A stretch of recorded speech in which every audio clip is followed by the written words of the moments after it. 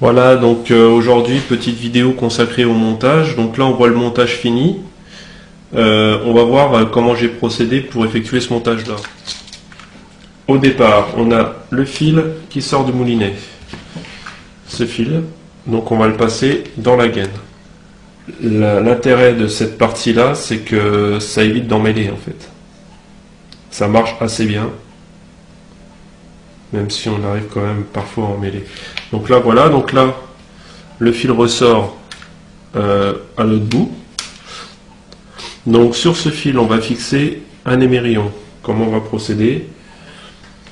Donc, on passe le fil dans l'anneau une fois. On repasse une deuxième fois dans le même sens. Ça va faire une petite boucle, comme vous voyez ici. De là, on tient la boucle comme ça. On va faire 5 tours. 1, 2, 3, 4 et 5. On repasse le fil dans la boucle. Ok. Un petit peu de salive sur le nœud. Et on serre. On rabat bien le nœud. Voilà. Là, on a le nœud qui est fini. Donc ça, c'est un nœud très costaud. Depuis que je fais ce nœud-là, je n'ai plus jamais cassé sur un nœud. Là, on a un excédent, donc il est un peu grand, on va couper. Il faut en laisser un peu quand même, ça fait toujours un petit peu de sécurité. Voilà. Donc là, on a bien notre gaine qui sort du moulinet. Donc là, on va rabattre l'anti-emmêleur contre. Voilà. Donc là, on a bien l'émerillon. On va bien le rentrer comme ça dans la gaine souple. Au niveau de l'anti-emmêleur, ici, on a une agrafe. Donc l'agrafe, c'est là où on va mettre le plomb. Ici, on a une partie en caoutchouc, donc ça permet de bloquer le plomb, lors des lancers notamment. Et ça permet d'avoir une bonne distance entre le bas de ligne et le plomb. Il ne faut pas qu'il soit trop loin, mais il ne faut pas non plus qu'il soit juste à côté, sinon il risque de s'emmêler dans le bas de ligne. Donc là, on a un plomb, on passe simplement la boucle du plomb dans la grafe, et on ferme la grafe. Et là, le plomb, il est fixe. Voilà, c'est un plomb de 75 grammes, basique, hein, rien de particulier. Donc là, on a l'anti-emmêleur, on a au bout un émerillon baril. Donc on va procéder maintenant au bas de ligne. Donc pour cela, je prends de la tresse. Donc on va prendre 25-30 cm de tresse, à peu près cette distance. Voilà, on coupe. Hop. De là, on fait un nœud. Donc le même nœud, c'est celui que j'utilise tout le temps, qui marche très bien. Donc on passe une fois, on passe une deuxième fois, ça fait une boucle, on fait 5 tours, 1, 2, 3, 4, 5, et on repasse dans la boucle. On tire,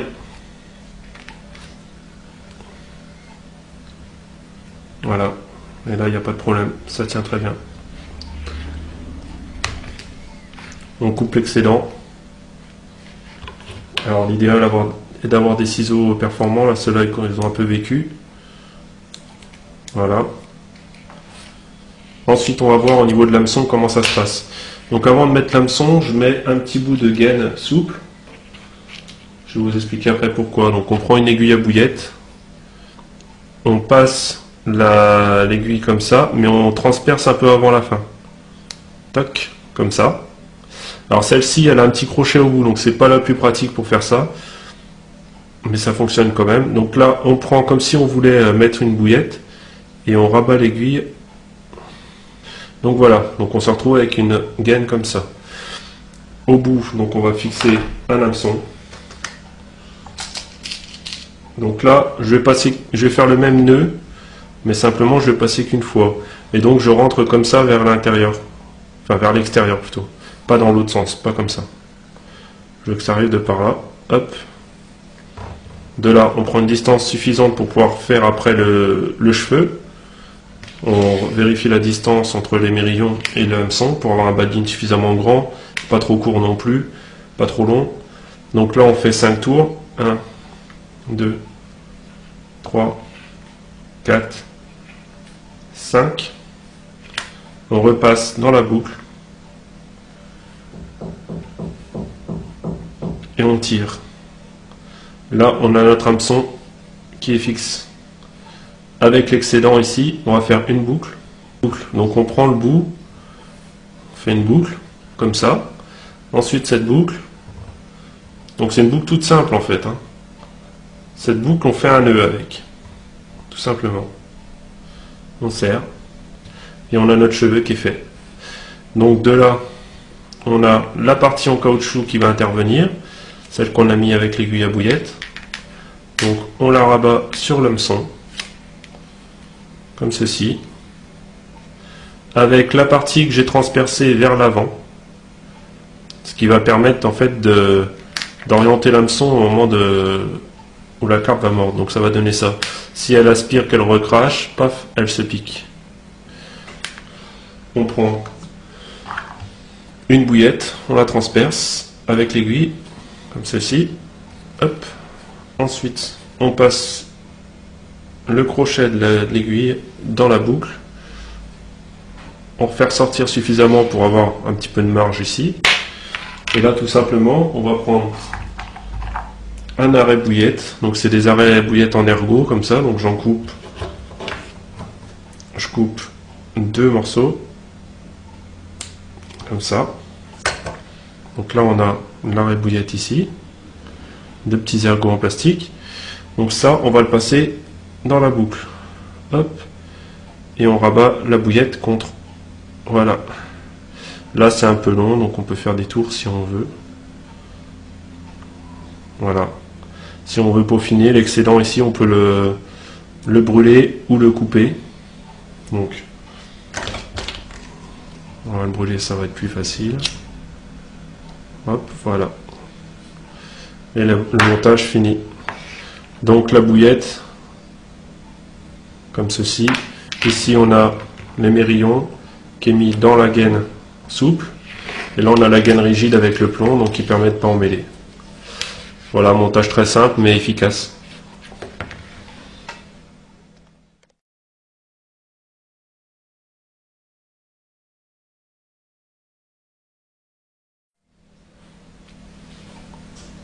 Voilà, donc on va voir maintenant ensemble l'élaboration d'un montage un peu plus récent. Donc là, on a le fil qui sort du moulinet. Du moins, je l'ai simulé par une bobine de fil. Donc là, on a un plomb. On passe le fil qui sort du moulinet dans le plomb. Il ressort ici. Hop. De là, on prend l'émerillon baril. On passe donc le même montage, toujours un montage très simple. On passe une fois. On passe une deuxième fois. On fait 5 tours. 1, 2, 3, 4, 5. Donc voilà, on obtient ça. Et puis la petite boucle qui dépasse ici. De là, on repasse dans la boucle. Voilà, on tire.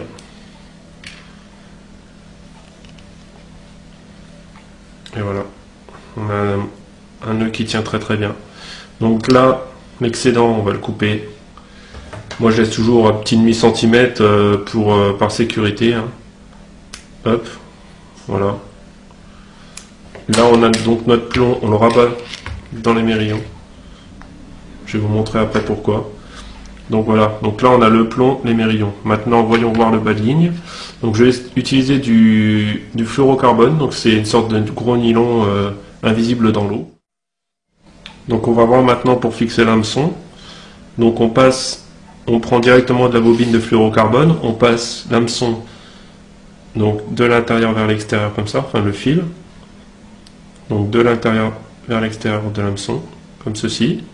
On laisse une grosse marge, donc là facilement 15 cm. Parce qu'en fait on va avoir besoin de beaucoup de fils pour faire le nœud. Donc ensuite on prend comme ça le fil, on fait une boucle, donc une petite boucle comme ça, qu'on va maintenir avec le doigt, hop. Donc il faut essayer de faire ça le plus proprement possible. Et là ici on va tourner simplement le fil autour de l'hameçon. Donc là il faut faire le plus de tours possible. Il ne faut vraiment pas hésiter, plus c'est long mieux c'est. Il faut essayer de faire à peu près 1 cm de spire.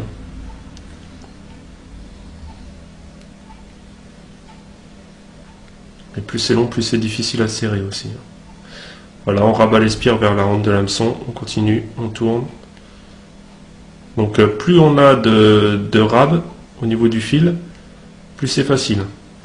Là on voit qu'on a quasiment 1 cm de spire bien serré, donc c'est bon.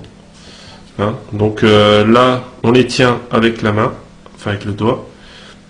L'excédent on le passe dans la boucle. Et là on tire sur les deux parties, donc en général c'est plus simple en tirant d'abord un petit peu sur celle-ci, la partie de la bobine. Ensuite, voilà, on serre un petit peu des deux côtés, comme ceci. Donc là on a le nœud qui est fini, qui tient très bien.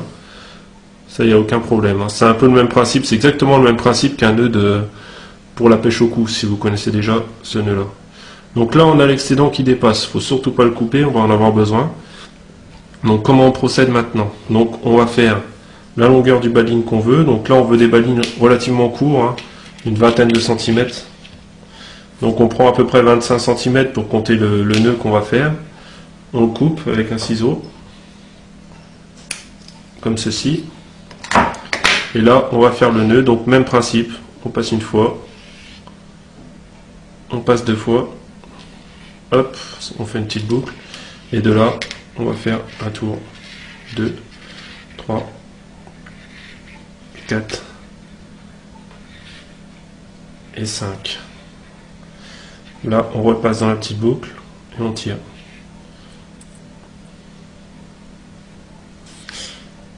On pique bien. Voilà, donc il faut rabattre bien le nœud contre les mérillons, comme ceci. Donc là on a le nœud qui est fini. Alors là c'est pareil, hein, sur du gros diamètre comme ça, l'idéal c'est de pouvoir mettre un petit point de colle. Quand on n'a pas de colle, ce qu'on fait, c'est qu'on laisse quasiment 1 cm de marge, comme ceci. Donc là, pourquoi je fais ça? Ça évitera, si jamais le nœud glisse un peu, ça fait quand même une petite marge de sécurité pour éviter de louper le poisson. Et ça suffit, hein, et ça gêne aucunement pour le montage. Donc là, si la carpe mord, le plomb tient, donc on a un autoferrage satisfaisant. Par contre, si on casse dans une herbe, hop, la carpe peut se détacher facilement. Donc voilà. Alors maintenant, on va voir ce qu'on fait au niveau de l'hameçon. Donc là, on a l'hameçon avec notre petit excédent de fluorocarbone. Donc on passe un petit anneau, comme ceci. Voilà, au niveau du bas de ligne. Ensuite, l'excédent, on va le ressortir de l'autre côté, comme ça. Donc on repasse en fait dans l'anneau de l'hameçon. Voilà, là on essaye de juger d'une longueur suffisante pour que ça fasse une bonne boucle. Donc là c'est pas mal. Faut pas que ce soit trop grand non plus, faut pas que ce soit comme ça par exemple. Faut pas que ça soit hyper serré contre l'hameçon, il faut quand même que ce soit assez souple. Donc là c'est pas mal comme ça, faire une petite boucle. Donc là l'excédent qui se trouve ici, ce qu'on va faire c'est qu'on va le brûler.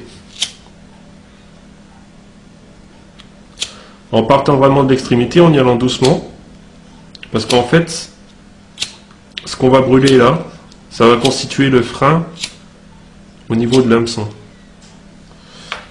Donc là, je vais même couper avec un ciseau la partie qui est la plus brûlée, ici, hop. Voilà, donc là on voit que la boucle est suffisamment grande.